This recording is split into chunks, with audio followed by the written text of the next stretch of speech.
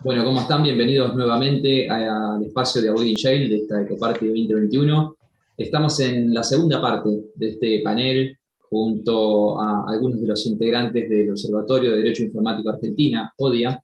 Estamos junto a Tomás Pomar, a Gonzalo De Vita y a Rodrigo Iglesias, que bueno, como nos venían comentando en la primera parte, ellos están llevando adelante un amparo en Ciudad Autónoma de Buenos Aires con respecto al tratamiento de reconocimiento facial, digamos, utilización de tecnología de reconocimiento facial, y nos quedamos en la parte que nos contaban acerca de los amigos curiae, de todas las organizaciones que se acercaron a ustedes y que están apoyándolos en esta batalla que se están librando.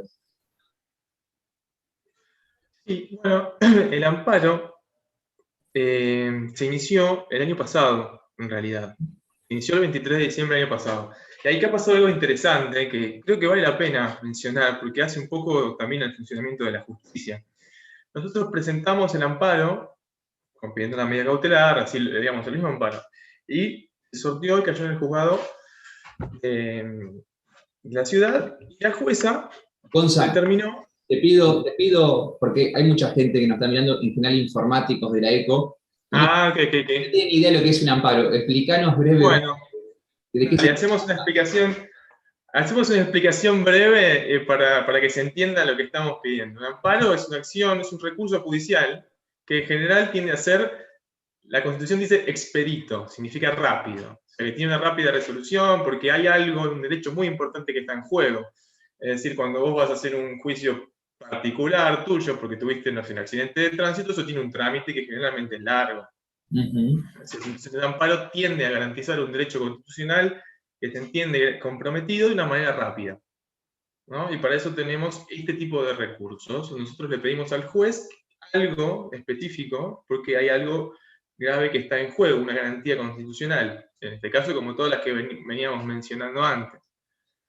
Entonces, ¿qué es lo que pasa cuando se prepara este recurso, que se ofrece prueba, digamos? Los pedidos de acceso a información pública son parte de la prueba de amparo.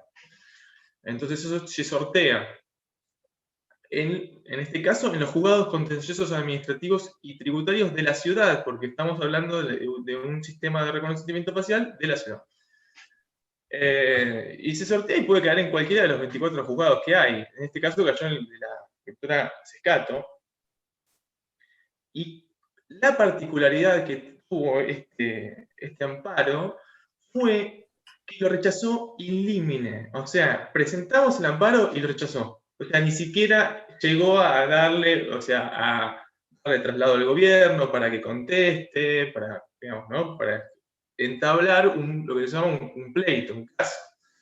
Porque entendió que nuestro planteo era abstracto, es decir, que simplemente no estábamos de acuerdo con la ley, como que no había un prejuicio concreto, como que era medio una cosa así.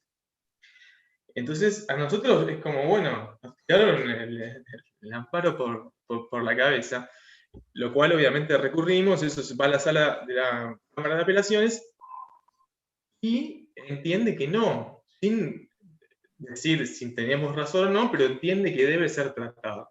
Entonces ahí, en el interín, descubrimos que digamos, la contratación había estado suspendida durante la pandemia, por una disposición de digamos, que el gobierno ordenó revisar todas las contrataciones que estaban en curso durante la pandemia, después se volvió a contratar, entonces, digamos, estaba en curso, entonces denunciamos todos estos hechos que se fueron produciendo en el interín y se sortea un nuevo juzgado.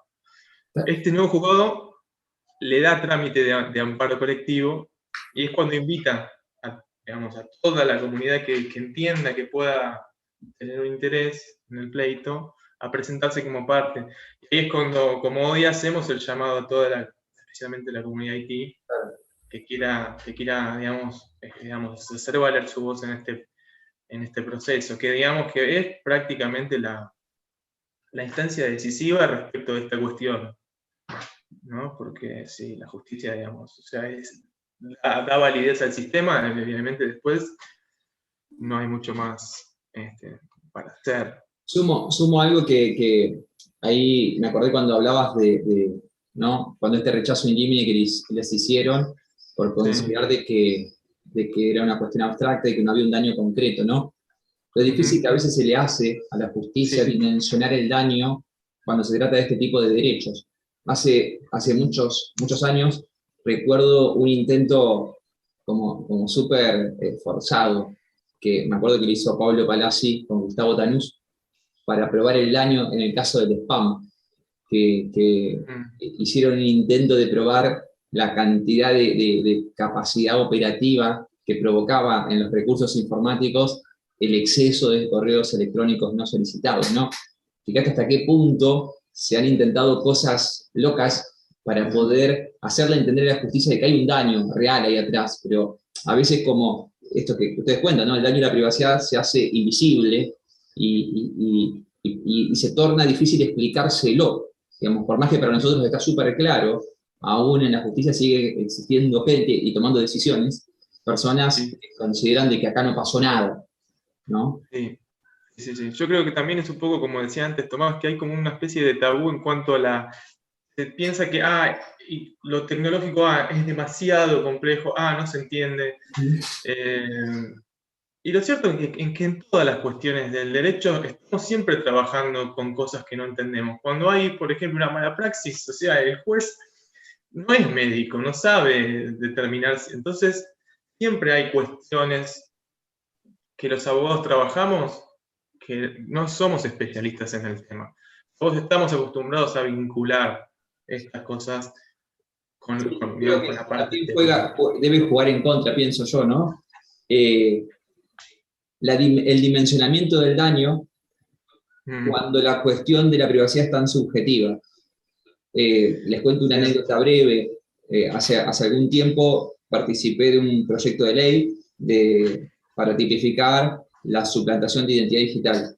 Y tuve la oportunidad de ir al Senado de la Nación y, y en la Comisión de Justicia y Asuntos Penales, una de las cuestiones que más se debatió es que había personas, en general de una edad importante, ¿no? Ahí, en donde consideraban de que para ellos no implicaba que alguien se haga pasar por ellos a través de una red social, no representaba ningún tipo de daño, ¿no? Había una percepción acerca de la utilización de los datos del otro, que para algunos decía, bueno, si se hace pasar por mí y no hace nada malo, no, el Claro. derecho penal acá no tiene nada que hacer. Hay otros que decían, es necesario que haga algo malo.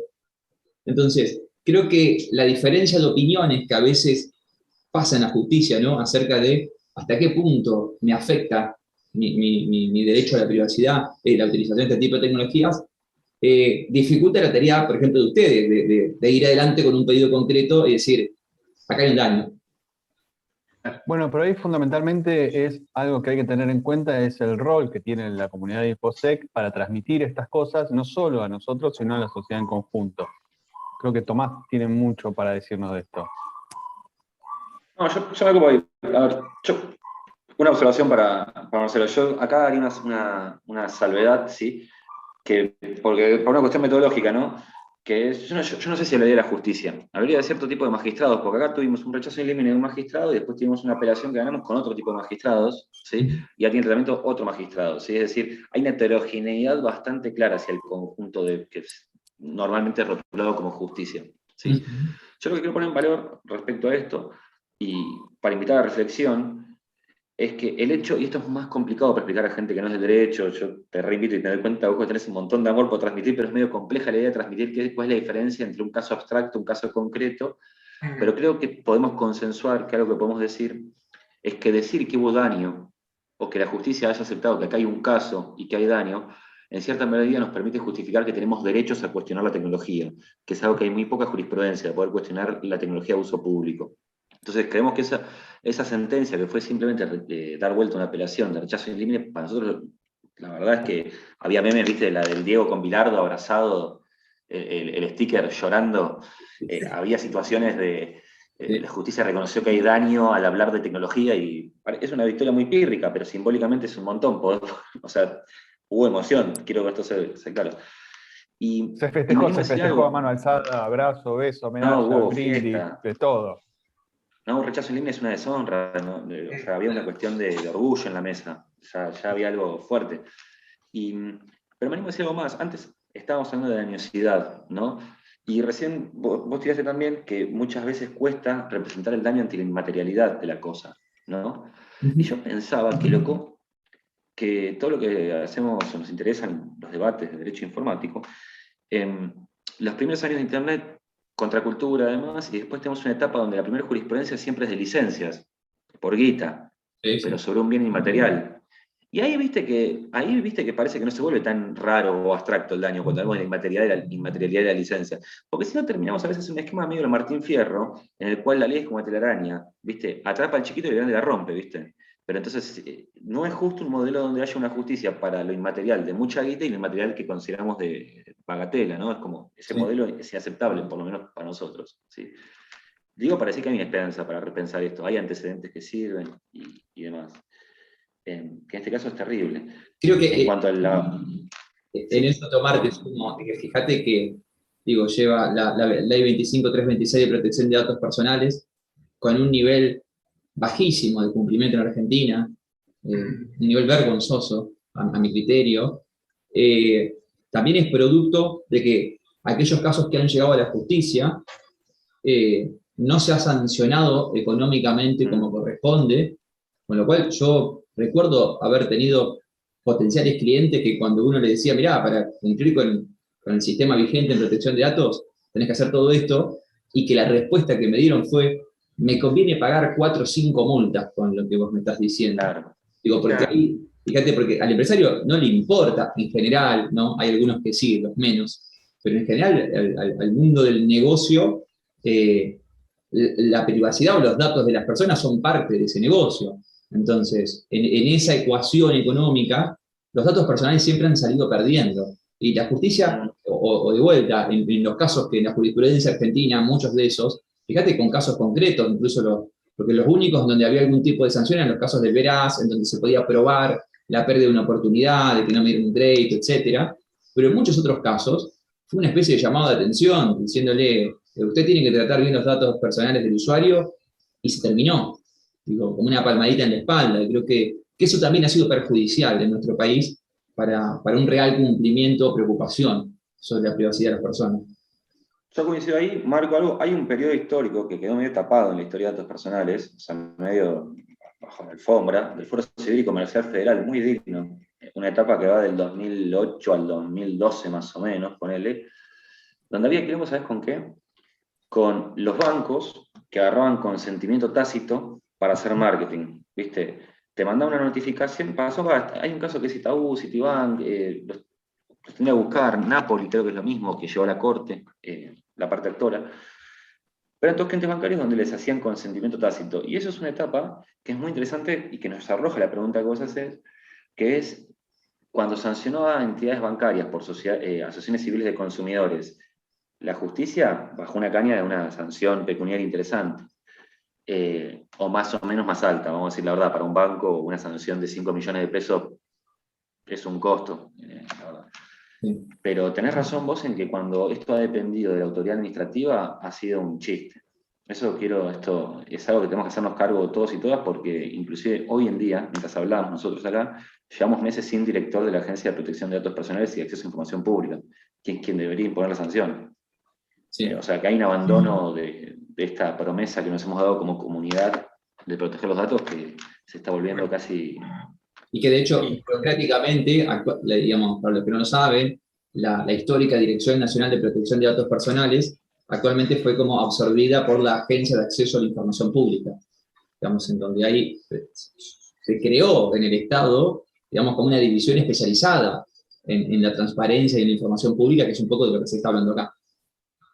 Sí, y te agrego algo más si querés, como esta es la que charlamos nosotros para preocuparnos un poco sobre el estado de cosas que no es el Estado, somos nosotros como sociedad también, como comunidad, ¿viste? Que es, tenemos un antecedente oscurísimo, bueno, preocupantísimo, perdóname, que es que vamos a cumplir, ¿cuántos años? Ya una década o más de una década sin defensor del pueblo, o sea, un cargo que tiene raigambre constitucional de 2/3, llevamos 10, que después cuando fue el tema de las tarifas, ¿te acordás? Hubo un fallo de la Corte que se presentaron el secretario de la Defensoría del Pueblo con diputados demás, y la Corte le dijo, che, loco, vos no tenés legitimación activa para hacer esto. Es decir, el cargo que estaría para hacer la defensa de derechos de alcance colectivo en Argentina, más de una década, creo, más de una década sin designación. ahora vamos para un par de años sin designación de la dirección de datos, ¿sí? Y podría sumarte más cargos de este tipo, que son de contralor, que es como bastante... Estamos sin procurador también. En Argentina hay un procurador interino, que es, para los que hacemos derecho, nos gusta la cuestión pública, es como un esquema medio preocupante de cuál es la salud democrática, si querés, llegamos a los consensos, designemos los cargos, cumplamos la cosa, ¿viste? Y que fue transversal a todas las gestiones, esto hay que decirlo. Sí, sí, sí, sí, la verdad. Eso también son evidencias a veces, bueno, a ustedes les ha pasado por ahí cuando te hacen alguna entrevista, te preguntan de, che, y acá hay un vacío legal. Vieron que la gente como que asocia, que cuando hablamos de estos temas como que todo está como está, pero porque no hay ley. Y es difícil explicarle. O sea, normativos hay un montón. Lo que pasa, el problema son... Mirá, una de las cosas que también hay que dejar en claro es que nuestra ley de protección de datos personales nació en el año 2000. Cuando se quiso hacer una reforma con el gobierno anterior, la verdad es que era una reforma en vez de para elevar la vara de protección de datos personales, era para tirarla abajo. Mientras la Comunidad Europea estaba lanzando lo que es GPRD y demás, estaba subiendo sus parámetros, lanzando multas megamillonarias contra distintas empresas como Facebook y demás, nosotros estábamos bajando la vara y diciendo que este consentimiento completamente expreso y necesario y demás iba a ser un consentimiento tácito. A ver, caímos en una falacia donde se intentaba participar a toda la comunidad de ese proyecto de ley para exponer tu postura y demás, y lo podías hacer a través de la página web del gobierno de la dirección, y lo único que podías poner eran 140 caracteres. Claro, O sí. sea que tu opinión era 140 caracteres, un tuit. Una opinión jurídica que quizás puede ser de unas entre 20 y 30 páginas. Lo puedes presentar por escrito, después si lo leen o no lo leen, no lo sé, pero exponían los amigos de ese momento y el resto de la comunidad participaba con 140 caracteres. Entonces, hay una necesidad de tener un director, hay una necesidad de realmente volver a reacondicionar esta ley de datos personales orientada a lo que dice el GPRD. Lógicamente, nuestra ley nació como una secuela, si se quiere, o como una base de fundamentos de la ley normativa europea, y la realidad es que hoy por hoy estamos por debajo. Entonces, necesitamos un conjunto de cosas que sí se empiecen a debatir para poder realizar un cambio ya de fondo en cuanto a la protección de datos personales. Entendamos también que la pandemia trata sobre datos personales, que todas las aplicaciones de COVID y demás tienen datos sensibles porque son datos de salud, y entendamos que el sistema de identificación biométrica de prófugos tiene datos sensibles porque ya la propia ley lo entiende como tal, y no las estamos cuidando. Ni siquiera sabemos cómo cuernos es que van a destruir esas imágenes. Entonces, tenemos un riesgo de fondo bastante importante, y cuando llegamos a la hora de la prevención del delito, tenemos muchísimos problemas, muchísimos, porque no sabemos cómo funcionan, no sabemos cómo te van a proteger, qué van a hacer con esas imágenes, cómo se va a identificar a las demás personas. Yo recién te nombraba lo de los tratados internacionales y con relación al Uruguay, porque el principal acceso de uruguayos a la Argentina es por, ya sabemos, la empresa de barcos que toman todos y salen en Puerto Madero. Entonces, tenemos un problema muy grande que podemos llegar a tener Argentina contra Uruguay, o Uruguay contra Argentina. Entonces, tenemos un montón de problemas que no los están tratando, que no te dan la información, que no te dicen cómo, pero sí te dicen que seguimos contratando y que va a estar vigente. Entonces, es una situación muy puntual. Rodri, esto que estás mencionando, como decías recién, la actual ley argentina, la 25326, tiene 21 años de vida. Ya. Y en esta reforma, que recuerdo, por lo menos en el proyecto que se presentó, distintas críticas, la Fundación Libre creo que había sacado un informe al respecto y demás, con respecto a la regulación de los datos biométricos, ¿ustedes piensan que, que la modificación de la ley argentina favorecería el reclamo que ustedes están llevando adelante? Hay un muy lindo texto viejo de filosofía del derecho, se llama El efecto paradojal del derecho, de Carlos Cárcova, ¿sí? Yo planteo algo, vos recién contaste algo, Marcelo, que supongo que vos hablás mucho con gente del sector privado vinculado a Haití, por un comentario que tiraste recién. Laburás de eso, ¿no? Calculo. Sí. Y te cuento, a mí me causa mucha gracia cuando la gente dice que hay lagunas legales, ¿sí? Es un viejo chiste que tengo, porque cuando dicen hay lagunas, la norma no lo prevé, le digo, pero vos estás haciendo un delito. Esto vale la pena explicarlo para que no es abogado. Es decir, el derecho penal sí funciona con un esquema de tipicidad que si no está normado, ¿sí? Pero el derecho no penal tiene tiene posibilidad de hacer analogías y demás, y la Corte tiene dicho hace mucho que si uno demuestra que hay una violación a un derecho, tiene que haber un remedio judicial eficiente. ¿Sí? Digo esto porque muchas veces cuando se lee, muchas veces es como el chiste de los Simpsons, ¿viste? ¿Cómo entramos a este agujero? Cavando leyes. ¿Y cómo vamos a salir? Con nuevas leyes, ¿viste? Es como se genera ese efecto de la fe en la tecnología del siglo XIX, que es la ley, ¿no? Sí, sí. Y entonces muchas veces, más que pensar nuevas leyes, porque uno cuando piensa estas leyes tiene que pensar que los grupos de interés ya están conformados para discutir estas leyes que están vinculados a sectores productivos. Es casi como el esquema de los 90 y los servicios públicos, ¿viste? Que cuando se designó la autoridad ya estaban privatizados, entonces ya había sector de interés para elegir quién iba a ser el contralor, digamos, ¿no? Yo creo que hace falta en gran medida trabajar los derechos fundamentales que tenemos y darles una gravitación hacia la tecnología y poder generar, si se quiere, una masa crítica jurídica que después nos permita, si querés, desembarcar en la discusión. Porque si no nos va a pasar lo que vos relatabas, lo que relataba Rodri, de que hace unos añitos, cuando se quiso discutir, o si querés, la ley de responsabilidad de intermediarios que había presentado No Importa Qué Bloque, no sé si te acordás, Sí, sí. que los que elaboramos estos temas nos quedamos todos medio como, che, careteala un poco por lo menos. El chiste era caretearla un poco por lo menos, porque esta ley era como, esto no puede pasar. No sé si te acordás de la ley, Sí, sí, la sí. de irresponsabilidad, que decíamos. Sí, sí. Y tenemos que armar esa masa crítica, juntarnos todos. Y en ese sentido, para no dejar más, es fundamental la comunidad de InfoSec. Yo creo que en estos debates que estamos teniendo, algo que me ha sorprendido mucho a mí es el respeto que tiene afuera, cuando ves con gente de afuera, la comunidad InfoSec argentina. Tiene un respeto profesionalmente.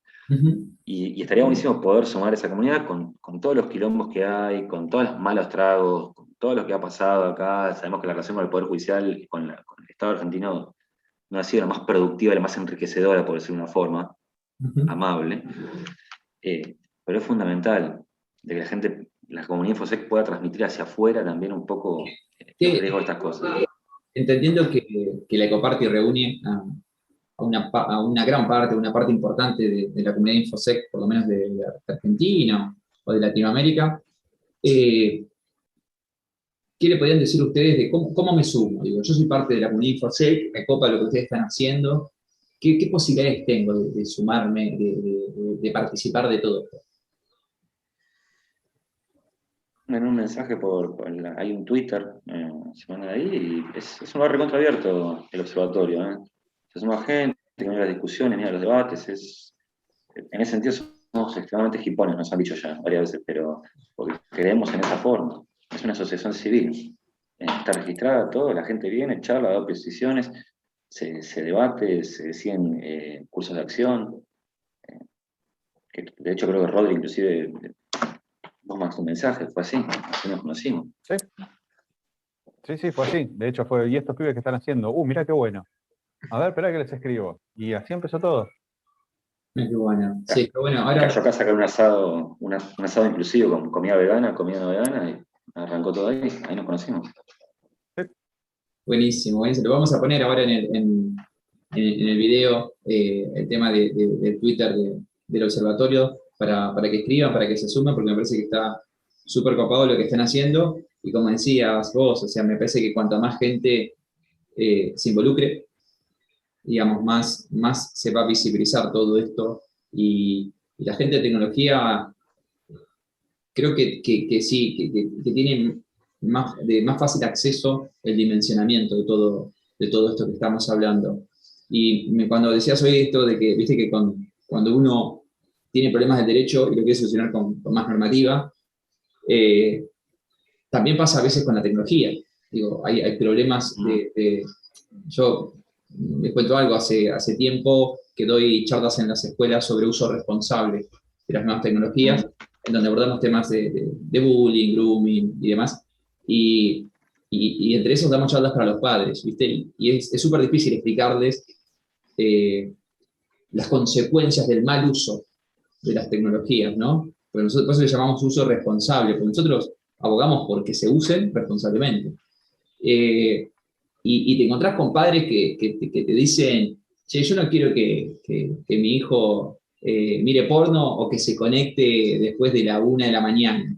¿No tenés una aplicación para que me resuelva esto, ¿viste? O sea, como que el problema es la tecnología, pero quiere una aplicación y después te va a entrar otra aplicación que le resuelve los problemas de la aplicación del primer plano. Mientras ese padre te está subiendo las fotos del menor a las redes sociales, diciendo el colegio, diciendo dónde va, que es todo. Exactamente. Sí. Actualmente lo que sigue pasando va a pasar, y hace más de 10 años mucha gente estamos como vos, yo y los chicos, estamos diciendo, por favor, no suban fotos de menores a redes sociales. Y todos dicen, pero escúchame, si yo le tengo que mostrar a la tía que está en Irlanda del Norte, no, mandásela por privado, no lo pongas en una red social. Pero bueno, sí, el fenómeno de los datos personales es enorme y tiene mucho que ver, ¿no? Porque como empresas que son millonarias actualmente, y a mí me sorprende la expectativa que tiene la gente sobre una empresa, por ejemplo, como Facebook, ¿no? Que espera que Zuckerberg los cuide, ¿viste? Como diciendo, no, Facebook no va a vender mis datos, siendo que es el negocio de esa empresa, digamos, comercializar los datos personales. Pero hay una expectativa, hay un ideal ahí atrás que está súper difícil de romper. Digo, no sé cuál es su opinión al respecto de esto. Yo, Marcelo, te voy a decir una cosa, mira, te habrás dado cuenta, yo tengo 35 años, ¿sí? Yo nací en el 86. ¿Sí? Yo cuento esto, lo charlamos muchas veces en las asambleas y tiene que ver la edad, que es, a mi generación, no sé qué tenés vos, igual tenemos más o menos más, me doy cuenta, pero si quieres preguntar la edad por respeto. 37, bueno, por lo menos a mí, por distintas cuestiones, a mí siempre me limó mucho, me pegó mucho, no estaba ahí, Cromañón, ¿sí? Como hecho generacional de que compartimos, ¿sí? Entonces, Cromañón, cuando pasó Cromañón, había episodios anteriores, como Keyvis en Libertador, ahí en Vicente López, también, que se prendió, no sé si te acordás, un coso, también falleció gente, fiesta del Estado de la Salle, yo soy de por allá, además. Tuvimos varios episodios. Y hoy en día lo que está pasando es, nos pasó la Dirección Nacional de Migraciones, pasó el ransomware de Cencosud, ¿sí? Tenemos ahora lo de RENAPER, tenemos la obra social de fuerzas de seguridad. Entonces uno empieza a sentir que se genera un olorcito, ¿sí? De que estamos yendo hacia un quilombo grande, porque tal vez un día llegas a tu casa y no sale agua, ¿viste? Por un ransomware en aguas argentinas, no sé, estoy teniendo una idea para limar, digamos, ¿no? Pero en un momento, cuando pasó Cromañón, vino después la cierre de todos los establecimientos nocturnos. Eso lo tenemos que transmitir a las generaciones más jóvenes, lo que pasó. Pero también lo que nos pasó a nosotros fue que tomamos un poco de conciencia de los lugares a los que íbamos a bailar, o a ver una banda de un amigo. Tomamos mucha conciencia, creo, después del 30 de diciembre del 2004. ¿Sí? Y creo que en ese sentido no sé qué respuesta dar. Creo que viene tanto por el lado del Estado, que controle, que no controla los boliches, como de nosotros como consumidores de rock and roll, de saber en dónde nos estábamos metiendo, ¿viste? Y no ir a ciertos lugares y no variar ciertas cuestiones. Pero lo que sí parece muy claro es que está viendo cada vez más señales de que hay un abandono estructural en Argentina, y digo Cencosud, del año pasado tío RENAPER, dije público y privado de la cuestión, que termina mal. Y la verdad que es medio desesperante lo que sentimos que va a terminar mal, porque la vemos venir y es como que nadie escucha, nadie hace nada, ¿viste? Parecemos el personaje de Capusotto, nadie hace nada, ¿viste? Yo tengo un par de años más que ustedes, yo ya tengo 39, ya acusa la edad y ya bordeando los 40 en unos meses más. Esto no viene de ahora, viene de 2017. Las grandes vulnerabilidades, filtraciones y demás vienen de 2017 con la Gorra Leaks 1, 2019, el hackeo Patricia Bullrich, Gendarmería y demás. No nos olvidemos que en el 2017 se dieron informaciones sobre distintos tipos de agentes encubiertos, donde fallece un agente encubierto a la semana que se había dado esta filtración. 2019 fue la Gorra Leaks 2.0, donde se persiguió gente inocente y hoy no hay ningún imputado ni procesado, ni mucho menos, y la investigación está completamente abierta. La realidad es que en ese 2019, la Gorra Leaks 2.0 fue la principal filtración de la historia de la Policía Federal Argentina. Entonces hay que empezar a decir, escarbemos un poco, veamos qué estamos haciendo a nivel de InfoSec, a nivel de seguridad informática, a distintos niveles de no solo pasó la filtración. ¿Qué hicieron después? Claro. Sí, porque vos decís, ese cosito que dice Tomás, en realidad ya explotaron diferentes bombas en distintos lugares. Pasa que a veces pasan desapercibidas, porque quizás esas filtraciones de la Gorra Leaks y demás, las conocemos nosotros que estamos en el rubro. Pero digo, la gente que mira el noticiero casi ni se dio cuenta, habrá sido noticia de un día. Pero también se va medio naturalizando la cuestión, ¿no? Como que, bueno, sí, cosas que pasan y son normales. ¿viste? Y no No lo se toma la son. dimensión.